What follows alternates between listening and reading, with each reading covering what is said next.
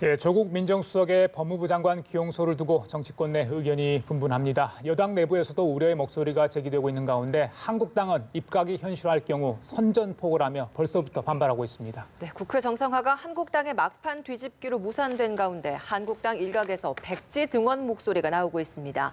이 관련 내용들 전문가 두 분과 짚어보겠습니다. 현근택 더불어민주당 법률위원회 부위원장, 박정하 전 청와대 대변인 나와 계십니다. 어서 오세요. 안녕하십니까? 어서 오십시오. 안녕하세요. 예, 먼저 사우디 왕세자 방한 얘기 좀 하겠습니다. 왕세자 무하마드 빈 살만 왕세자입니다.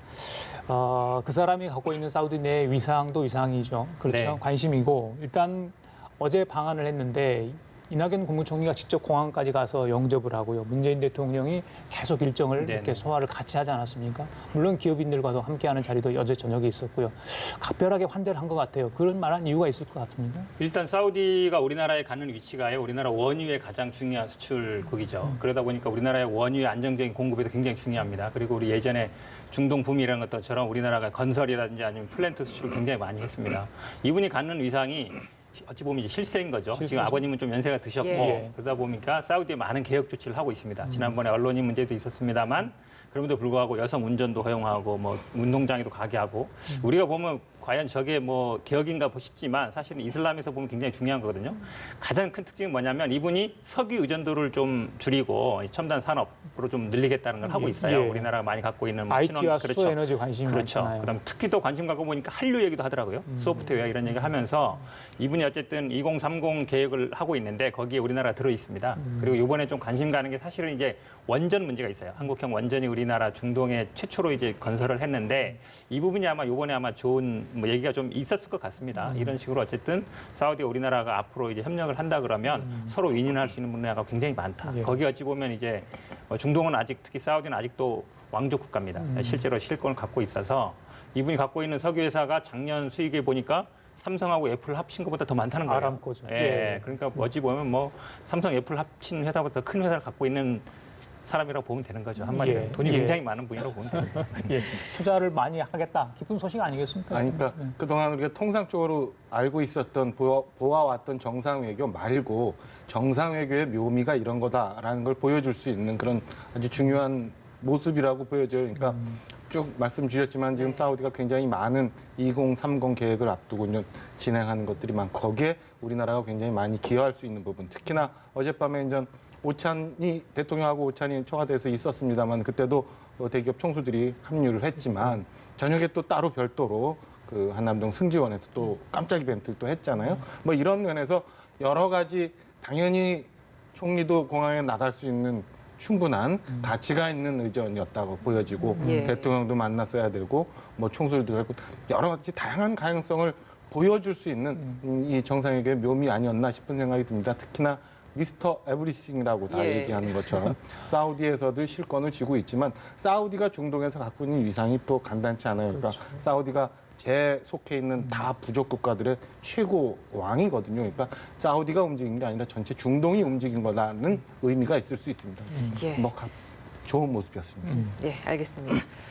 이르면 다음 달 개각 가능성이 있다라는 이야기가 흘러나오고 있습니다. 이번 개각에서의 단연 핵심이라고 한다면 조국 수석의 법무부 장관 내정될 것이냐 이 부분일 것 같은데 네.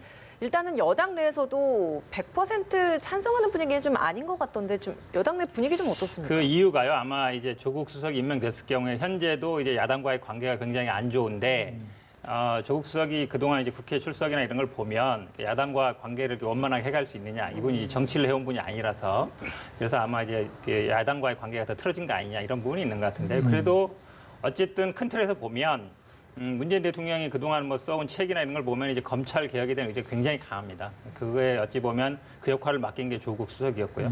그렇게 본다 그러면 아마 여당 내에서도 아마 그런 얘기는 있을 수 있겠지만 큰 틀에서는 아마 동의하는 분위기로 갈 것 같다라는 거 보고요. 아마 문재인 대통령이나 뭐 이 조국 수석한테 어떤 정치를 권하기보다는 검찰 개혁을 끝까지 완수해 달라. 이걸 입법화해 달라. 지금 어찌 보면 이제 물론 이제 입법화 과정에 과연 조국 만약에 후보는 아닙니다만 지금 수석이 얼마나 도움이 될지 모르겠지만 아마 조금 더 국회에 자주 오고 아마 언론에 조금 더 노출된다 그러면 아마 좀 더 정치제화 되지 않을까 이런 기대는 하고 있습니다. 이번 조국 수석의 법무부 장관 기용 가능성 이야기가 나오니까 예전에 있었던 그 노무현 전 대통령 시절의 문재인 민정수석 당시 이야기, 또 2011년 권재진 수석 당시 이야기, 예전 사례들이 많이 나와요. 뭐 그러니까 기억하시는 게 있습니까? 일단 뭐 문재인 대통령께서는 노무현 대통령 당시에 이제 민정수석에서 법무장관 약간의 움직임이 있었는데 이제 실패를 했고, 이명박 대통령 때는 권재진 민정수석이 바로 이제 법무장관에 간 적이 있었죠. 뭐 수석 비서관을 하다가 내각으로 가는 게 직접 가는 게 맞느냐 안 맞느냐 이런 거는 저는 부차적인 문제인 것 같아요. 그러니까 임명권자가 필요에 의해서 어떤 특정인을 찾아서 임명하는 거에 대해서 너무 세부적인 문제 갖고 문제를 삼는 거는 저는 부차적인 건데, 오히려 저는 지금 뭐 청와대도 조국 수석의 이제 건에 대해서 특별히 답이 없는 거 보면 오히려 어쩌면 단수 후보로 지금 검증하고 있는 거 아닌가라는 생각까지도 드는데, 일단은 조국 수석이라는 사람이 과연 그 법무장관으로 맞느냐 이런 점을 한번 따져봐야 되는 게 옳지 않나 싶은 생각인데요. 그동안 보여줬던 조국 수석이 사실은 뭐 민정실의 가장 중요한 업무 중에 하나가 이제 인사검증 문제인데, 차관급 인사만 해도 벌써 10명 이상이 중간에 낙마를 하고, 그다음에 청문회 동의 없이 장관급 이상 또 10명 이상 뭐 이런 강행하는 인사, 소위 말하는 일부에서 얘기하는 것도 인사 참사 이런 것도 있었고요.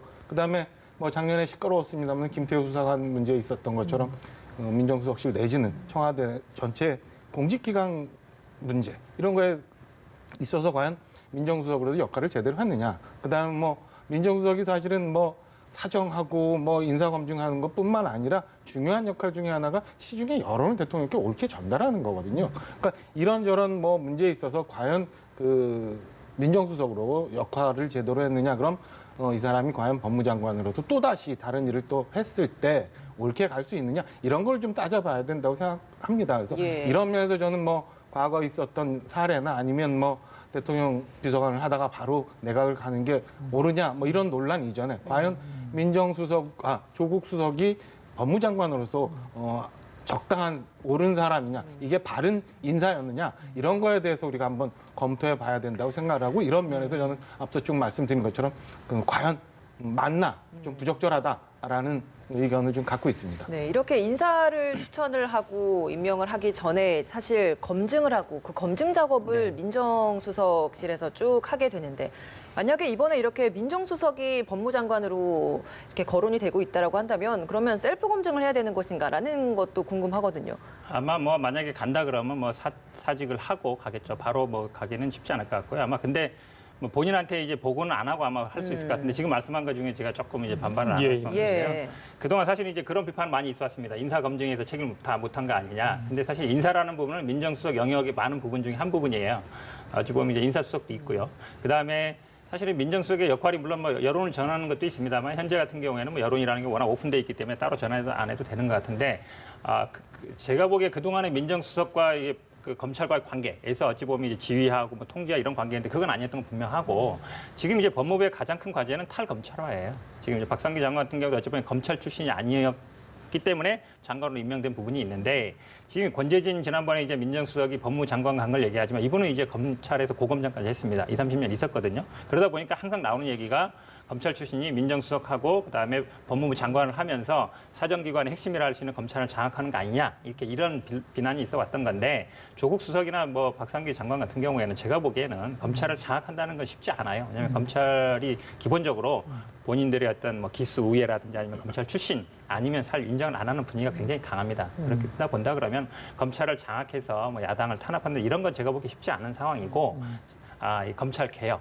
이 부분이 아마 제가 보기에 가장 큰 포인트다. 근데 저는 이런 부분이 있는 것 같아요. 그러니까 윤석열 지금 후보자도 천상 검사예요. 제가 보기에는 뭐 공수처라든지 검경 수사권에 아마 적극 나서 찬성하지 않을 가능성이 높습니다. 그렇게 본다 그러면 이게 지금 어찌 보면 이제 될까 말까에 지금 아주 중요한 부분에 있는데, 그래도 좀 조국 수석처럼 이거에 좀 의지가 있는 사람을 장관으로 임명해야 이게 그래도 좀 되지 않겠냐, 이런 생각도 좀 있는 것 같습니다. 과거에 조국 수석 얘기, 북콘서트 때 얘기 보니까 본인은 뭐 프로야구 구단의 구단주가 꿈이라고 뭐 이렇게 하지 않았습니까? 그때 당시 이제 문재인 대통령 같이 북콘서트를 했던 그런 장소에 있었는데, 문재인 대통령은 그럼에도 불구하고 그 시절부터 조국 수석을 계속해서 염두에 뒀다, 이런 느낌을 갖고 있는데, 장관을 물어보니까 오히려 그러니까요. 조국 수석이 장관 누가 하면 예, 좋겠냐 그러니까 그렇게 직접 하시면 어떠냐 이야기를 얘기했었죠. 했었죠. 5년 내내 하라 그러니까 예, 예. 했습니다. 예. 방금 김남희가 이야기한 것처럼 민주당의 분위기를 이야기를 했잖아요. 네.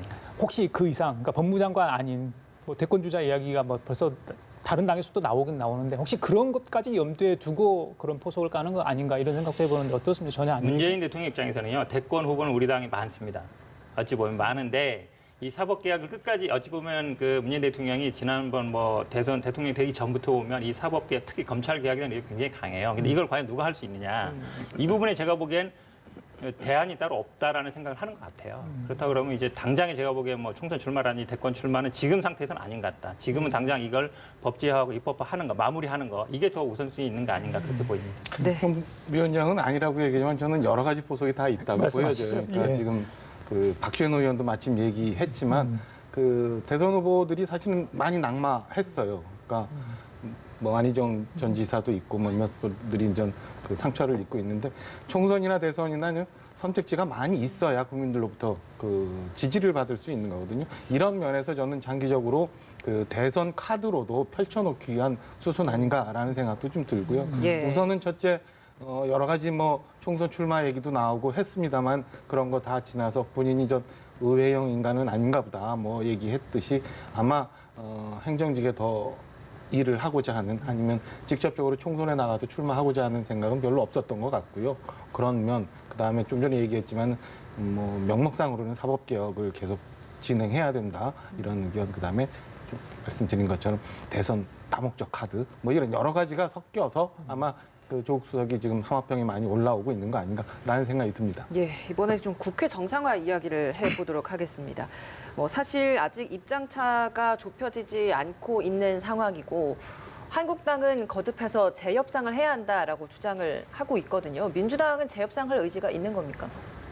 아니 재협상 누구랑 어떤 내용으로 하냐가 중요한 거죠. 누구랑 하냐 말이에요. 나경원 원내대표랑 하면 아니 다시 또 거부될 수 있는 상황이고 내용이 사실 합의문에 제가 보기에는 다 나와 있어요. 그동안에 한 몇 개월 동안 이게 80일 만에 이루어지는데 거의 한 달 동안 논의한 내용이거든요. 거의 뭐 어찌 보면 저희들이 생각했을 때 이 정도면 서로 간에 타협을 했다라는 아니잖아요. 합의문이라는 게. 그렇게 본다 그러면 저는 이 합의문대로 진행될 가능성이 더 많다. 재협상은 제가 보기 쉽지 않은 상황이다. 그리고 뭐 중요하게 본다 그러면 이제 바른미래당 입장이 가장 중요한데 바른미래당 입장에서 재협상 안 한다는 거니까 기본적으로 뭐 재협상 가능성은 없지 않나라고 봅니다. 내일 그러면 본회의는 여야 사당만 하는 겁니까? 일단 이게 이명박 사실은 대표는 그렇게 이야기하는데 그렇죠. 왜냐하면 여기에 이제 여러 가지 안건이 있습니다. 지금 왜냐하면 이제 예결위. 그렇죠. 예결위도 있고요. 그다음에 정개특위, 사개특위 연장 예. 문제도 있는데 이 부분들은 아마 좀 끝까지 판단을 할 것 같아요. 제가 보기에는 아마 뭐 당장 뭐 한다 그러면 또 지금 반발짝 좀 들어와 있는데 반발짝 더 들어온 한국당이 또 더 나가버릴 수 있어서 과연 어느 정도 할지는 아마 최종 순간에 타협을 어느 정도 할 것 같습니다. 꼬박 일주일 전에도 그 패스트트랙 정국 때문에 지금 국회가 굉장히 경색 국면이다. 근데 빨리 국회 정상화를 하는 게 좋겠다라는 얘기를 저희가 예. 이제 여기서 했는데 그 사이에 일주일만 해도 굉장히 많은 변화들이 있었어요. 당장 일요일 날 나경원 자유한국당 원내대표 국회 못 들어가겠다 했다가 바로 다음 날 또 갑자기 합의가 되고 그게 2시간 만에 또 없어지고 굉장히 이게 롤러코스터를 타고 있는 전국인데요. 내일 28일 이제 국회 본회의가 예정되어 있는데 오늘부터 내일까지도 사실은 무슨 일이 생길지 잘 몰라요. 그런 면에서 사실은 해야 될 일이 너무나 많거든요. 그러니까 그 여당도 풀 수 있는 문제가 있으면 빨리 좀 풀어주고 이쪽 자유한국당도 내부에 강성기류가 있는 의원들을 좀 설득할 필요도 있어요.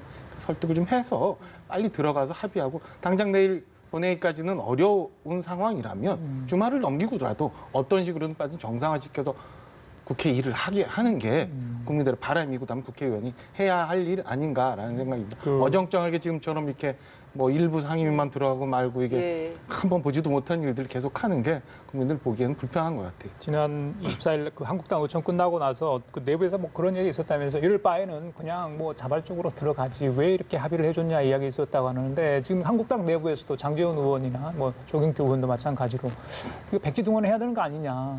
그러니까 여러 의원들이 예. 얘기를 하고 있어요. 조경태 의원, 장제원 의원, 전 황영철 의원 이런 등등 공개적으로 막 얘기를 하고 있는데 굉장히 압력이 저는 있을 거라고 보여집니다. 국회 등원에 대한 국회 정상화에 대한 국민적 여망이 워낙 크기 때문에 그런데 안에 말씀드렸지만 뭐 의원총회 내부 상황이 전체 다 공개된 건 아니지만 제가 보면은 여전히 강경파들 의원들의 그 분위기에 휩쓸려서 이게 이제 합의안이 휴지 백지화되고, 물론 합의안 내에 일부 그 부족한 부분도 있을 수 있고요. 그건 과하게 들어간 부분도 있을 수 있지만 그런 거는 다른 방식으로도 조정할 수 있는 문제였는데, 이렇게 간 건에 대해서는 자유한국당 내부적으로 많은 갈등이, 그래서 여러 의원들이 그 조건 없는 등원에 대해서 얘기하고 있는 거 아닌가.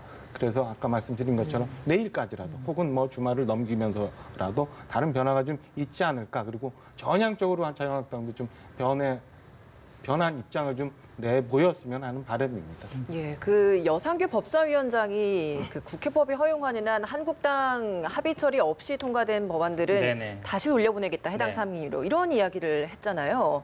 이거 어떻게 보셨습니까? 그러면 결국에는 한국당이 들어와야 뭔가 일을 하겠다라는 걸 다시 한번 좀 각인시킨 것인지. 법적 근거는 없는 거죠. 우리 사실 법사위가 좀 상원처럼 거의 이제 하고 있는데 예. 사실 법사위 역할이라는 게 법체계라든지 자구, 어쩌면 형식 이런 거를 이게 조정하는 거지, 사실 이거를 뭐 재심의하는 데는 아니거든요. 그런데 사실상 어찌 보면 이제 상원처럼 활동하고 있는데 근거는 없습니다. 그러니까 합의, 물론 이제 관행상 그동안은 이제 합의해서 올리긴 했었어요. 하지만 기본적으로 그 관행이지 사실은 법상 다수결에서 결의하면 올라가는 거거든요. 그렇기 때문에 제가 보기에는 아마 뭐 게이트키핑 역할을 하겠다는 건데 법적 근거는 없어서 제가 예. 보기에 아마 국회라는 게 기본적으로 법의 테두리에 운영되는 거기 때문에 예. 뭐 근거 없는 주장이라고 봅니다. 알겠습니다. 자, 국회 파행으로 정치권이 어수선한데요. 어제 자유한국당 여성 당원들이 모인 행사가 있었습니다. 거기서 속바지를 내리면서 엉덩이 춤을 춰서 논란이 되고 있는데, 그 자리에 황교안 대표도 참석을 했었는데, 황교안 대표 어떤 얘기를 했는지 좀 들어볼 수 있으면 좋겠는데요. 준비가 됐습니까? 보시죠. 오늘 출전 선수단 중에 위에서 5팀은 앞으로 우리 행사 있을 때마다 와서 공연해 주시기 바랍니다. 오늘 한 거 잊어버리지 말고 좀 더 연습을 계속해가지고 정말 멋진 자유한국당 공연단 만들어 주시기 바랍니다, 여러분. 예, 지금 발언은 장기자랑, 문제가 됐던 장기자랑 이후에 한 언급이었던 것 같아요. 글쎄요, 황교안 대표가 이전에 있던 여러 가지 행사에서 뭐 일단 구설수 있었는데, 과연 저 행사에 물론 불출 행동이었다고 뭐 해명은 했습니다만은 적절한지 여러 가지 얘기가 나오고 있던데 어떻게 보셨습니까? 그러니까 저 자리에서 저 얘기가 나왔어야 되는 것이죠. 아, 이거 좀 아니다. 이건 좀 심하지 않냐라는 얘기가 나왔는데 그게 안 나왔다는 것이고, 그다음에 나중에 이제 그 당에서 공식으로 나온 게 뭐 취지가 훼손돼서 유감이다. 마치 저걸 지적하는 사람들이 뭔가 잘못된 것처럼 얘기하고 있단 말이죠. 아, 우리가 좀 그까지 생각 못했다. 미처 살지 못했다. 죄송하다. 예. 다시는 안 그러겠다. 이러면 되는데 취지가 훼손돼도 유감이다. 마치 어찌 보면 잘못이 없는데 괜히 문제를 삼는다 이렇게 얘기하는 것 같아서 제가 보기에 이게 기본적으로 여성 정치를 뭐 활성화하고 좀 늘려야 된다 이 취지는 저도 다 알죠. 알겠는데 과연 저럴 필요가 있는가라는 생각이 듭니다. 어떻게 보셨습니까? 꼭 저런 일들이 있었어야 됐냐라는 생각이 들고요. 저는 뭐 굉장히 뭐 솔직하게 말씀을 드리면 예. 지금 현재 우리가 살고 있는 세상을 쳐다보고 있는 자유한국당의 시각이 저거구나라는 점을 자유한국당이 빨리 인식했으면 좋겠다는 바람을 갖고 있어요. 저는 자유한국당이 좀 잘 됐으면 하는 마음을 많이 갖고 있으면서도 이런 비판을 하게 되는 게 안타까운데요. 지금 세상이 어떻게 변해 있고 뭐 굳이 다른 당 대변인들 얘기한 것처럼 성인지 감수성까지는 안 가더라도 저런 일을 저런 그 행사에서 저런 퍼포먼스를 하겠다고 준비한 것부터 해서 그런 일들이 있는데도 아무 생각 없이 보고 있었던 것, 이런 것들이 현재 변해 있는 국민들 마음과 다소 유리되어 있는 자유한국당의 현 위치를 보여주는 거 아닌가 해서 저는 내부적으로 빨리 뭐 이런저런 행사 이벤트 많이 하는 것도 좋지만 현재 우리가 어떤 문제를 갖고 있으면서 어떻게 헤쳐나가야 되는지에 대해서 좀 냉정하게 돌아보는 그런 시간들 자유한국당 의원분들이 많이 좀 가졌으면 하는 바람을 갖고 있어요. 안타깝고 씁쓸하고 뭐 그렇습니다. 예, 한국당 차원에서 그런 부분이 필요할 것 같고, 황교안 대표의 대응이나 이런 부분들은 좀 어떻게 보십니까? 그 다 저는 포함해서 말씀드린 예. 거예요. 그러니까 지난주에도 얘기했지만 황교안 대표가 꼭 특강에서 그런 그 여러 가지 구설이 있었잖아요. 거짓 잘못된 사례를 들어서 특강을 아들, 했던 부분 예. 문제, 뭐 지금 이 건에 대해서 아까 이 화면에서 봤던 것처럼 반응하는 문제, 이런 것들이 대표의 대표를 포함한 자유한국당 모든 예. 구성원들이 지금 이제 그런 상황 아닌가. 그래서 좀 더 줄이고 좀 냉정하게 볼 필요가 있지 않나 이런 생각을 합니다. 예, 요 이야기 할게요. 우리 공화당 천막 철거 이야기. 서울시가 다시 한번 일단 오늘 오후 6시인가요? 예, 네네. 그 철거 시한을 통보를 하지 않았습니까? 지난 25일? 네. 예, 한번 철거를 했었는데 당시 뭐 부상자도 속출했고 박원순 시장은 형사 고발까지 지금 한 상태입니다. 그 조원진 의원의 월급 가압류 이거 가능한 얘기입니까? 우리 변호사신데. 가능합니다. 기본적으로요. 그 행정 대집행을 하면 그 비용을 책임자에게 청구하게 돼 있습니다. 근데 이게 과연 누가 설치했냐 주체는 문제가 될 수 있어요. 지금 뭐 우리 공화당인지 아니면 뭐 조원진 의원인지 문제일 수 있지만 지금 형사 고발을 했는데 어쨌든 그 현장에 있었습니다. 그러니까 뭐 불법행위, 공동으로 불법행위, 그러니까 뭐 공무집행 방해 이런 부분이 된다 그러면 이제 별도로 이제 손해배상 청구가 가능하고 가압류 가능하겠죠. 예, 네. 계속 우리 공화당 측은 철거를 하면 또 그만큼 2배로 천막을 설치를 하겠다 이렇게 그런 얘기 합니다. 계속 하고 있어요. 이제 그 처음에는 4동이었다가 이제 8동인지 10동인지 뭐 했다가 오늘 아침에 이제 홍문종 새로 합류한 홍문종 공동대표는 그 트럼프 대통령 방한 기간에 맞춰서 철거했다가 뭐 다시 설치하겠다 뭐 이런 얘기도 하고 있는데요. 저는 이 양쪽에 대해서 다 좀 그 비판을 좀 하고 싶어요. 일단은 그 이런 불법 천막을 설치를 해서 꼭 본인들의 정치적인 의사를 표현하는 게 맞는 건가라는 측면에 우리 공화당 측이 과연 저런 식으로 해야 되는 게 맞느냐, 예. 이게 법적으로 맞느냐, 이거는 뭐 논란의 여지가 없으니까 뭐 잘못됐다고 보여지고요. 그 어제 그리고 오늘까지 쭉 보면 여러 프로그램, 그다음에 그 시청 기자실을 통해서 박원 시장께서도 이 건에 대해서 직접적으로 언급을 하시면서 그렇죠. 말씀을 하더라고요. 서울시장께서 꼭 저런 거를 직접적으로 해야 될 필요가 있느냐, 불법 천막 철거하는 문제에 대해서 뭐 부시장도 있고 다른 분들도 있고 아니면 그냥 집행하면 되는 건데 행정적으로 굳이 정쟁의 한가운데 서울시장께서 들어오시려고 저렇게 여러 채널을 통해서 얘기를 하는 게 옳은가라는 점도 좀 생각을 해볼 필요가 있다라는 생각을 합니다. 일각에서는 박원순 시장이 우리 공화당 측의 전략에 말려드는 것 아니냐 뭐 이런 이야기도 있던데 그 뭐 어떻게 보십니까 그 부분은? 뭐 그런 부분은 아닌 것 같고요. 이거를 이제 마치 이제 예전에 세월호하고 비교하는 분들이 많아요. 근데 세월호는 뭐 다 나왔지만 그 당시에 굉장히 뭐 진상 규명 요구가 있었고요. 그분들이 어쨌든 하소연할 데가 없었고 더구나 설치하는 부분이 아마 10몇 개 설치했는데 대부분은 이제 허가를 받아서 했습니다. 그런데 이제 이분들은 어찌 보면 물론 이제 진상규명 요구는 하고 있어요. 돌아가신 분들이 했지만 실질적으로 그거는 제가 보기에 약간 주된 명분은 아닌 것 같고 주된 거는 어찌 보면 이제 탄핵 모여라든지 아니면 계속 주말마다 집회하면서 그런 목적인 것 같아서 정치적 목적이 분명하죠. 그런데 지금 오늘 아침에 보니까 또 홍문종 대표죠. 공대표가 뭐 트럼프 방한 기간에는 철거하겠다 이런 얘기 나오는 걸 보면 예. 제가 보기에 이번에 철거한 김에 아직 다 설치를 안 했으면 좋겠다 이런 생각이 듭니다. 왜냐하면 이게 민원도 많았고요. 그동안 그 전에 이제 꼭 이것 때문은 아니었지만 그 이제 청소년 우리 저 축구할 때도 사실은 약간 문제가 됐던 거예요. 그러니까 어찌 보면 이제 이 광장은 시민 모두의 것이기 때문에 이런 시민들한테 피해 주는 이거는 이제 그만할 때가 됐다라고 봅니다. 예, 정당의 정치 행위는 할 수 있는데 지금 장소가 문제가 되는 그렇죠. 거죠. 예, 예, 예. 뭐 그러면 옮겨서는 이게 얼마든지 할 수 있다 이렇게. 아니 집회는 언제 하고 있지 않습니까? 그렇죠. 집회는 집회는 하고 할 수 있죠. 있고 예. 그다음에